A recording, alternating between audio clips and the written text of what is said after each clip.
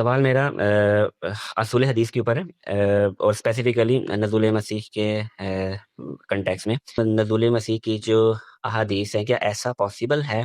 کہ ان حدیث کو جن جن محدثین نے آگے مینشن کیا ہے صحیح الاسناد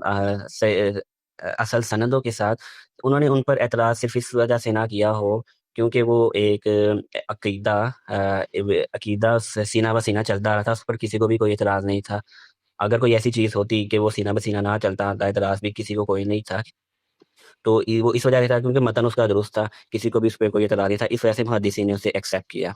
اور کیا صرف سند کی بیس پہ متن کو دیکھے بغیر کیا کسی حدیث کو ایکسیپٹ کیا جا سکتا ہے؟ کہ ایسا بالکل بھی نہیں ہے۔ جو ہمارے علم روایت ہے اس میں سب سے پہلے یہی بحث ہوتی ہے کہ یہ جو متن ہے اس کو دیکھنے کی دو جہتیں، ابھی میں نے کچھ وقفے پہلے بھی گفتگو کی اس پر، کہ سب سے پہلے آپ دیکھیں گے جو کانٹینٹ زیر بحث ہے وہ قرآن مجید یا سنت متواترہ کے خلاف تو نہیں ہے، اور دوسری چیز کہ وہ علم اور عقل کے جو مسلمات ہیں ان سے متصادم تو نہیں ہے۔ تو یہ کام تو سب سے پہلے دیکھا جائے گا۔ جن لوگوں نے اس کو قبول کیا ان کو یہ چیز متصادم محسوس نہیں ہوئی، اس لیے قبول کیا۔ اگر ان کو محسوس ہو رہی ہوتی تو کبھی قبول نہ کرتے۔ بہت ساری ایسی روایات ہیں، مثال کے طور پر آپ دیکھیے بڑی مشہور روایت ہے، سیدنا عمر جیسے صحابی اس کو بیان کر رہے ہیں، لیکن سیدہ عائشہ اس کو تسلیم نہیں کر رہی کہ بھئی جس وقت کوئی مر جاتا ہے اور تم جا کر اس کی میت پر ہوتے ہو تو اس کو عذاب ہوتا ہے۔ تو یہ چیز سیدہ عائشہ تک پہنچی تو انہوں نے اس کو رسالت مآب صلی اللہ علیہ وسلم کی نسبت ہونے کے باوجود ماننے سے انکار کر دیا، اور یہ فرمایا کہ عمر جھوٹ نہیں بولتے، ان کو بات سمجھنے میں شاید کوئی دقت ہے یا کوئی زحمت ہے۔ تو کیونکہ قرآن مجید نے واضح کر دیا ہے کہ بھئی وَلَا تَزِرُ وَازِرَةٌ وِزْرَ أُخْرَىٰ، کوئی کسی کا بوجھ نہیں اٹھائے گا، اور اگر یہ غلط کام وہ کر رہے تو اسے مردوں کو کیوں عذاب ہو جائے گا؟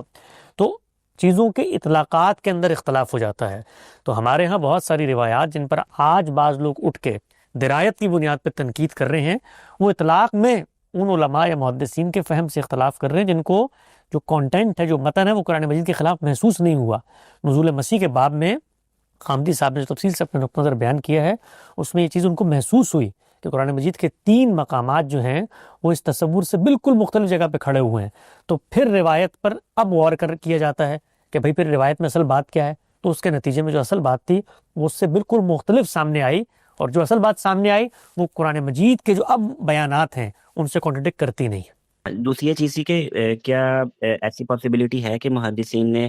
اس حدیث کو جب ایکسیپٹ کرنا شروع کیا تو انہوں نے اس بیس پہ ایکسیپٹ کرنا شروع کیا ہو کہ ان کو وہ متن کے خلاف نہیں بالکل ایسے ہی نا، ان کو محسوس نہیں ہوئی، ان کو بالکل محسوس نہیں ہے، ان کو خدا تعالیٰ کی طرف سے ہمیں بھی محسوس نہ ہوتی۔ اگر محض اتنی ہی بات ہوتی، سیدنا مسیح کی وہ صراحت، وہ مکالمہ، خود ان کو وفات دی جانے کی اگر چیزیں موجود نہ ہوتی قرآن مجید میں، تو اللہ تعالیٰ کی قدرت ہے۔ اللہ تعالیٰ اگر کسی معجزہ کا، ہم ساری چیزوں کو مانتے ہی ہیں نا، آخر جو قرب قیامت کی علامات ہیں وہ سب بھی اس طرح کی خرق عادت ہی ہوں گی نا، تو ان کو ہم مانتے ہیں، ان پر ہمارا ایمان ہے، تو ہمیں اس پہ کوئی مسئلہ نہیں تھا اگر قرآن مجید کے یہ بیانات سامنے نہ ہوتے۔ تو قرآن مجید کے وہ بیانات انہوں نے اس طرح سے پرسیو نہیں کی، اور پھر یہ بحثیں پیدا ہوئی پوری کی پوری، ان بیانات میں بھی توجیہ کی ایک دنیا پیدا کی گئی۔ مثال کو توفہ سے کیا مراد ہے، یہ تو وفات کے معنی میں نہیں آتا، کیونکہ وہ اگر اس معنی میں لے لیا جائے تو ان کے نزدیک بھی کانٹرڈکشن پیدا ہوتی ہے، اسی لیے وہ ان کو تعویل کرنی پڑتی ہے ان چیزوں کی۔